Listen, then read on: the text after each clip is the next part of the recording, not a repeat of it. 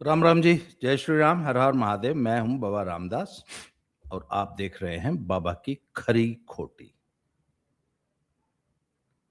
आज ये जो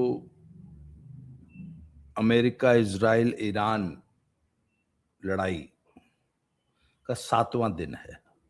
मैं पिछले 6 दिन से देख रहा हूं हिंदुस्तान के सो कॉल्ड बहुत बड़े बड़े सोशल मीडिया रक्षा विशेषज्ञ लोग ईरान ये कर देगा, ईरान वो कर देगा, ईरान के आंड इतने बड़े बड़े हैं, ईरान तो जग कर देगा, अमेरिका तो बहुत डरपोक है, अमेरिका तो जैसे ही बॉडी बैग अमेरिका पहुंचेंगे अमेरिका की फट के 74 हो जाएगी। अभी तो देखना जब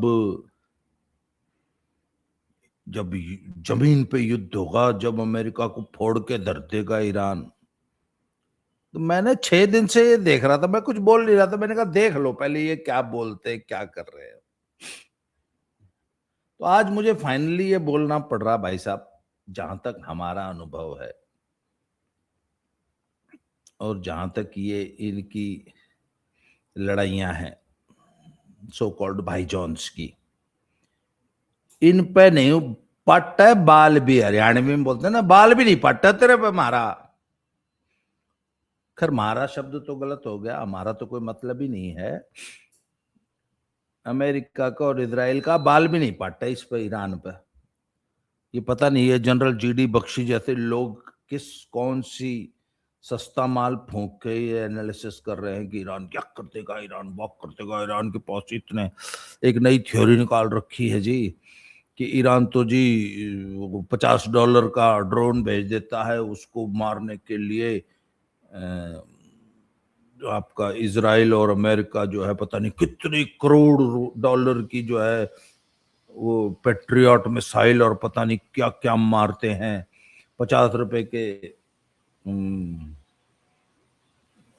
ड्रोन के लिए करोड़ों रुपया खर्च हो रहा है। मैथमेटिक्स, कुछ लोगों ने तो पूरी मैथमेटिक्स की क्लास ही लगा दी सोशल मीडिया पे।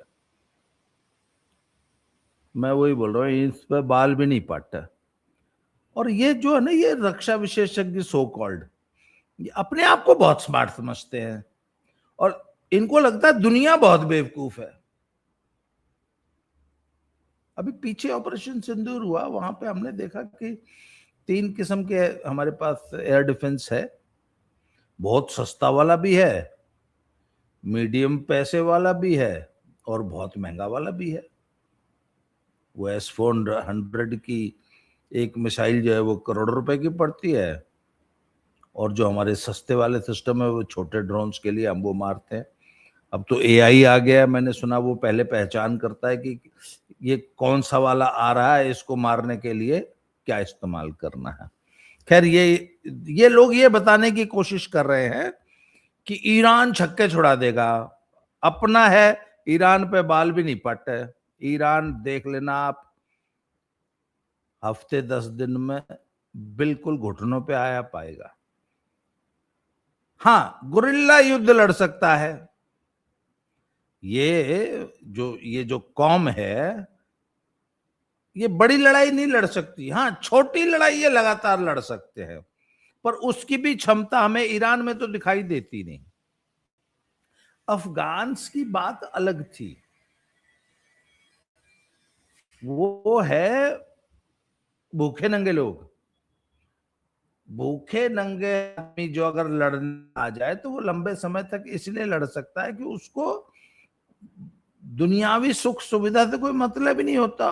बोला हम तो भाई भूखे हैं, हम तो भाई नंगे हैं, मारा के खाड़ लोगे। तो बात यह है कि साहब ईरान में, अच्छा एक और थ्योरी, अच्छा मैं आपको बताऊं, आपको याद होगा, नए बच्चे तो जब शायद पैदा भी नहीं हुए होंगे, आज की जो जेन जी या मिलेनियल्स जिनको बोलते हैं, पर मेरी उम्र के लोगों को याद होगा जब गल्फ वॉर हुआ था ना, तो इसी तरह कई कई हजार सॉटीज अमेरिकन प्लेन्स करते थे इराक के ऊपर। सद्दाम हुसैन से जब ये लड़ाई चल रही थी, तब उस वक्त भी हमारा इंडियन मीडिया यही लिखता था, अरे देख लेना ये तो हवाई लड़ाई है, जिस दिन अमेरिकी फौज रेगिस्तान में उतरेगी, जमीन पे उतरेगी, उस दिन देख लेंगे, उस दिन यक कर देंगे, वक कर देंगे, वक कर देंगे। भाई साहब, वो अमेरिकन सेना उतरी, एक दिन में सद्दाम हुसैन की पूरी आर्मी ने सरेंडर कर दिया। तब भी सद्दाम हुसैन की तारीफ बहुत होती थी। हमारे देश में एक मीडिया है, वो एक खास मेंटेलिटी का है और एक खास वर्ग है, उसको खुश करने के लिए लिखता है, और ये ऐसे लड़ाकों को गाजी बताता है, गाजी। बहुत बोला जी भी घना तगड़ा लड़ाका है। बोला क्या? बोला इतने दिनों से पिट रहा है, फिर भी देख लियो टट्टी नहीं निकली, इतनी पिटाई हुई है, मूत दिया तो टट्टी नहीं निकली। सद्दाम हुसैन की इसीलिए तारीफ होती थी। ओ तेरी, इतनी पिटाई भी कोई उठ सके? एकला पिट रहा है भाई, सारे मिलके पीट रहे हैं, इतना मर्द आदमी है, अकेला जूते खा रहा है। वाह साहब, पिटने की क्षमता बहुत है। अब ईरान को देख लो जी, अकेला भिड़ गया, दिन रात पिट रहा है। साला युद्ध के पहले ही घंटे में पूरी लीडरशिप खत्म कर दी। अगले चुनने बैठे 80 बैठे थे, पता नहीं कौन सी उनकी वो संस्था होती है जो सुप्रीम लीडर का चुनाव करती है, वो भी पूरी की पूरी ठोक दी। अब कोई लीडर बनने को तैयार नहीं है, उसका छोरा बना दिया। बोला मैं नहीं बनूंगा भाई। बोला ना बनना तो पड़ेगा। बोला भाई मैं ना जबरदस्ती मत बनाओ, क्यों मरवाओगे। पर हमारा इंडियन मीडिया का एक वर्ग इनको गाजी बताएगा, बहुत लड़ाके हैं जी, वही बात, बहुत पिटाई उठ के हैं। अरे पिटने वालों के काहे बहादुरी, हिम्मत है तो पीट के दिखाओ ना। 1000 मिसाइल मारी, पहुंची कितनी? 4-5 पहुंच गई होंगी। बोले आज वहां एक मार दी, एक। और उनने कितनी मारी? आज मैं एक रिपोर्ट पढ़ रहा था, एयर डिफेंस नाम की तो चीज ही नहीं बची, जैसे मर्जी उड़ रहे हैं हवाई जहाज। इजराइल और अमेरिका के हवाई जहाज ईरान के ऊपर जहां मर्जी जैसे मर्जी उड़ रहे हैं, और बता रहे हैं कि जहां जहां से इन्होंने लॉन्च की थी मिसाइल ने ना, वो सारे लॉन्चिंग पैड्स खत्म कर दिए। जहां स्टॉक पाइल था इनका वो खत्म कर दिए। जहां ये बताते थे जितने मिसाइल मारे, हमारे जितने ड्रोन मारते हैं हमारे इंजीनियर उतने नए बना लेते हैं, वो सारी कहते हैं प्रोडक्शन फैसिलिटीज भी मार के खत्म कर दी 6 दिन में। नेवी नाम की तो चीज ही नहीं बची।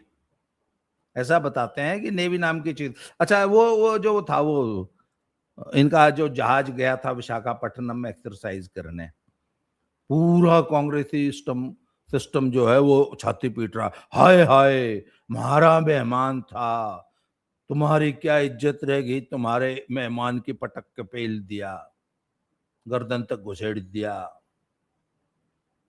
अब हमने ठेका ले रखा है। इन चूतियों को तो ये भी नहीं मालूम कि इंडियन ओशन का मतलब ये हिंदुस्तान का नहीं है, वो इंटरनेशनल वाटर्स है। हमारे यहां से ठीक ठाक गया था, जब तक हमारे यहाँ रहा अमेरिकन पनडुब्बी ने कुछ नहीं कहा उसको। अब जब भाई सीधी सी बात है, तुझे पता है कि एक युद्ध चल रहा है, तो क्या यहां अंडे छीलने आया था तू? जब आया था और जब तुझे पता था युद्ध हो गया, तो पड़ा रहता वहीं विशाखापत्तनम के पोर्ट पे। बोला ना ना, ये तो हमारे राष्ट्रपति को सलामी देके आया है, हमारा राष्ट्रपति की बेइज्जती होगी। अरे सलामी दी तो सलामी तो दुनिया देती लेती रहती है, अब अपना घर जाओ। मेहमान नवाजी तो 4 ही दिन की होती है, जब तक हमारे घर में है तभी तो हम जिम्मेवार है। इंटरनेशनल वाटर्स में तुम गए थे, तुमको ठोक दिया।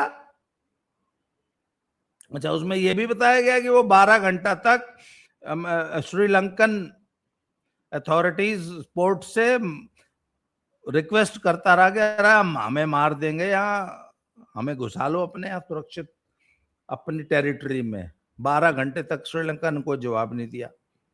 वो अमेरिकन पनडुब्बी आई, उसने ठोक दिया, मर गए। मर गए तो मर गए, अब क्या करे, इंडिया क्या करेगा उसमें। एक नई बात हुई है, बोले इन्होंने आलोचना नहीं करी। अच्छा जी, संवेदना व्यक्त नहीं की, बयान नहीं दिया मोदी जी, चुप क्यों है मोदी जी, क्यों वोट चल गए मोदी जी के।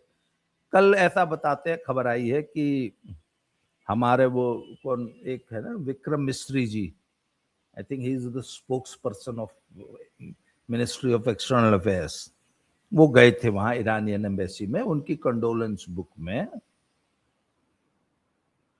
लिख के आए हैं कि जी हमें बहुत दुख हुआ, आपके सुप्रीम लीडर मुल्ला मौलाना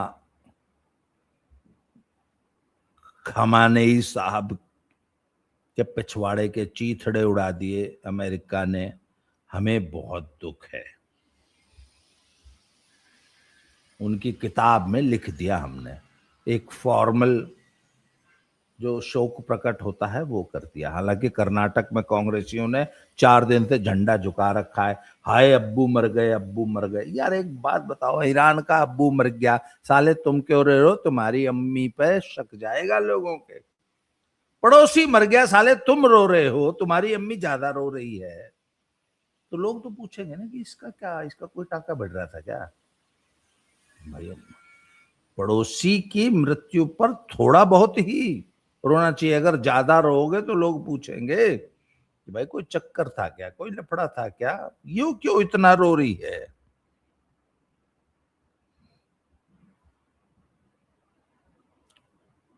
तो कांग्रेस इको सिस्टम तो ऐसे धाड़ मार के रो रहे हैं कि जैसे इन्हीं का बाप मर गया हो, और ये पूरा का पूरा इको सिस्टम उसको बाप बनाया जा रहा है, अब भी बनाया जा रहा है। मुझे तो ताज्जुब होता है कि जो राइट विंग यूट्यूबर थे उनको पता नहीं क्या हो गया, उनको ईरान में इतनी संभावनाएं नजर आने लगती, जबकि ये तो जन्मजात फट्टू कौम है साली। एक और बड़ा मसला चल रहा है, आज एक कांग्रेसी जो है मुझसे भिड़ा हुआ था सुबह फेसबुक पे, शर्म आनी चाहिए, पता नहीं कितनी स्कूली लड़कियों को इजराइल ने जो है या कर दिया, इसके स्कूल पे बम मार दिया। तो मैंने उनसे पूछा, और वो जो वो जो शिप था वो युद्ध में थोड़ी ना शामिल था, उस पे बेचारे पे क्यों बम मार दिया, वो उनके पास तो आर्म्स एंड एम्युनिशन ही नहीं थे, उसको क्यों बम मार दिया। मैंने कहा वो जो हॉर्मुज की खाड़ी में जो शिप्स पे बम मारा है ईरान ने, वो क्या युद्ध में थे? दुबई का एयरपोर्ट क्या युद्ध में था? या वो जो आज एम्बेसी पे एक मिसाइल मारी है, शायद लगी नहीं है, वो क्या युद्ध में थी? नेवी का शिप तो फिर भी चलो नेवी की प्रॉपर्टी है ना, नेवी का वेसल है। जो तेल ढोने वाला टैंकर है उस पे क्यों मार दी मिसाइल, वो कौन सा युद्ध में थी? फिर अगला सवाल है, जब युद्ध चल रहा है तो तुम्हारे स्कूल में वो लड़कियां कर क्या रही थी, तुमने स्कूल की छुट्टी क्यों नहीं करी? ये इनका पुराना मॉडस ऑपरेंडी है साहब। जहां पर भी युद्ध होता है, जहां पर भी क्लैश होता है, जहां पर भी संघर्ष की स्थिति आती है, वहां औरतों को, बच्चों को आगे करते हैं। आज के नहीं है, तो 1400 साल पुरानी इनकी टेक्निक है। हमारे आते तो गाय आगे कर देते थे जब सोमनाथ के मंदिर पर अटैक किया था। अभी पीछे जो वो क्या नाम, शाहीन बाग में जो इनका धरना चल रहा था मोदी सरकार के खिलाफ, सीएए और एनआरसी के खिलाफ, तो वहां पे बुढ़ियां बैठा रखी थी, गर्भवती औरतें बैठा रखी थी। 15 दिन का दुधमुहा बच्चा दूध पीता, उसको लेके उसकी माँ सर्दियों में रात को बैठी थी, उस बच्चे को निमोनिया हो गया, मर गया। बोले हाय मेरा बच्चा मर गया, अपनी हंसी तैसी कराने आई थी। 15 दिन के बच्चे को लेके तो धरने में। तो ये जानबूझ के अपने मर्दों को पीछे रखते हैं, औरतों को आगे कर देते हैं लड़ने के लिए। तो ये इनकी पुरानी मॉडस ऑपरेंडी है।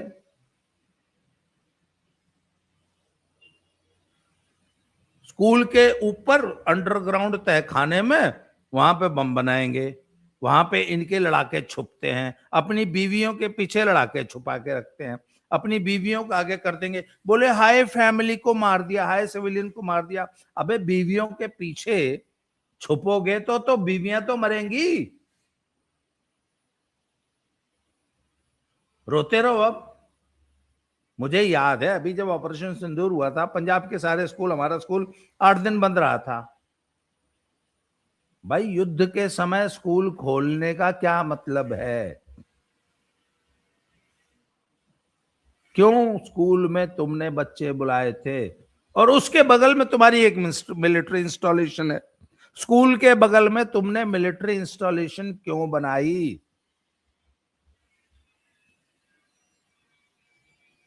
इसका जवाब कौन देगा? तो ये कांग्रेसी इकोसिस्टम ईरान के पक्ष में यह सवाल उठा रहा है।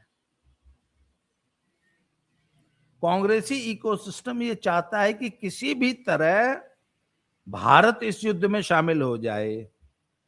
कांग्रेसी इकोसिस्टम ईरान को भड़का रहा है कि भारत ने जानबूझ के ईरान का वो युद्धपोत मरवा दिया।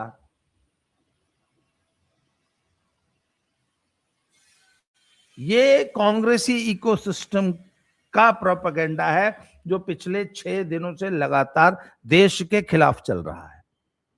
वो कहते हैं कि कांग्रेस ये कह रही है कि भारत को ईरान के समर्थन में खड़ा होना है। वो कहते हैं कि हम गुटनिरपेक्ष हैं, हम ना इजराइल अमेरिका के साथ खड़े हैं ना ईरान के साथ खड़े हैं। बोले ना, तुम ईरान के साथ खड़े हो। अबे एक तरफ तो तुम कहते हो कि न्यूट्रल रहो, दूसरी तरफ तुम कह रहे हो ईरान के साथ। बोला इतना कुछ हो गया, तुम बोलते क्यों नहीं? क्यों बोले भाई? दो सिरफरे आपस में लड़ रहे हैं, तू तमाशा देख, अपना काम कर।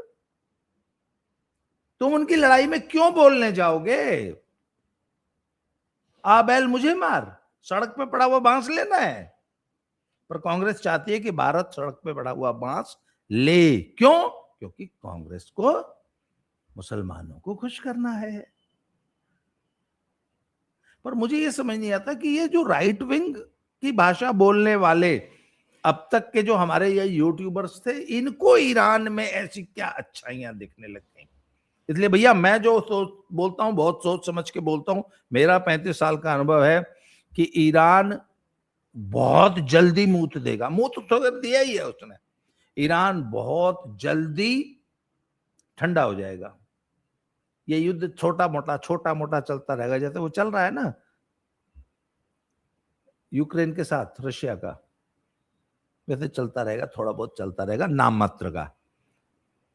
सच ये है कि लड़ाई खत्म हो चुकी है। ईरान के पास अब गोला बारूद सिक्का और लड़ने की क्षमता खत्म हो गई। एक और बहुत बड़ा कारण ये जान लीजिए कि ईरान नहीं लड़ सकता क्योंकि ईरान की जनता ईरान के रजीम के साथ नहीं है। मजबूरी में तो साथ दे सकती है, परंतु ईरान की जो अधिकांश जनता है वो ईरान की इस युद्ध में ईरान के साथ नहीं है। वो खुद चाहती है कि इस रजीम का खात्मा होना चाहिए, ये रजीम चेंज होना चाहिए। वो इनके अत्याचारों से त्रस्त है। 30,000 नागरिक, अपने खुद के नागरिक, इस रजीम ने पिछले 2 महीने में मार दिए। अरे महंगाई इतनी हुई पड़ी कि पता नहीं कितने लाख रियाल आते हैं डॉलर में ईरान में। तो जिस देश की पब्लिक ही साथ नहीं है, वो गवर्नमेंट क्या खाक लड़ेगी? आप बताइए। तो आप देख लेना, ईरान के बस का कुछ नहीं है। मैं अपनी बात को बहुत सोच समझ के रिपीट कर रहा हूं। ईरान पे नहीं पड़ता है इनका बाल भी। ईरान के बस का कुछ नहीं है। और ये जितने बड़े बड़े जनरल साहब लोग एक्सपर्ट है ना, जियो पॉलिटिक्स के एक्सपर्ट, ये सब झूठे साबित हो जाएंगे अगले 5-10 दिनों में। और वो जहां तक बात थी ना कि जब बूट्स ऑन द ग्राउंड उतरेंगे, अमेरिका इतना पागल नहीं है। आज की मैं एक खबर पढ़ रहा था कि उन्होंने कर्ड्स को उतार दिया, कुर्द कुर्द जो थे, जो कुर्दिस्तान बनाना चाहते हैं, कुर्दों को उतार दिया अमेरिका। खुद क्यों लड़ेगा? कुर्द है ना उसके लिए लड़ने के लिए। उनको हथियार देगा, उनको पैसे देगा, उनको ट्रेनिंग देगा, बोले तुम लड़ो। अपनी जनता साथ दे नहीं रही, अपनी कुर्द पॉपुलेशन तुम्हारे खिलाफ लड़ रही है, तो इजराइल और अमेरिका से क्या खाक लड़ोगे? और वो जो हॉर्मुज की वो है स्ट्रेट, उसको बंद करने से पूरा चाइना नाराज है। इंडिया पहले ही न्यूट्रल था, रशिया नाराज है। अच्छा, रशिया से तो इनका था ना पैक्ट कि हम तुम्हारी हेल्प करेंगे, बोला हम ना करते, हमें इतनी फुर्सत नहीं है, अपनी लड़ाई खुद देखो। तो ईरान के साथ पूरी दुनिया में खड़ा कौन है? सोनिया गांधी कहती है भारत को खड़ा होना चाहिए। क्यों खड़े होंगे? जो उसके चाइना क्यों नहीं खड़ा होता? रशिया क्यों नहीं खड़ा होता? सोनिया गांधी कहती है अच्छा हाँ, वो लखनऊ वाली को चूजे बोल रहे थे, हम जाएंगे इसराइल से, हम लड़ेंगे। वो संजय दीक्षित जी ने कहा था ठीक है भैया, वो अगर अगर किसी को ईरान में जाके लड़ना हो तो टिकट मैं एक वन वे टिकट मैं दे दूंगा। सब ईरान के बस का कुछ नहीं है। ये फोके फायर है, कुछ दिन में खत्म हो लेंगे। आज के इस वीडियो में इतना ही, अगली वीडियो में फिर से मिलते हैं। Thank you very much. जय श्री राम, हर हर महादेव।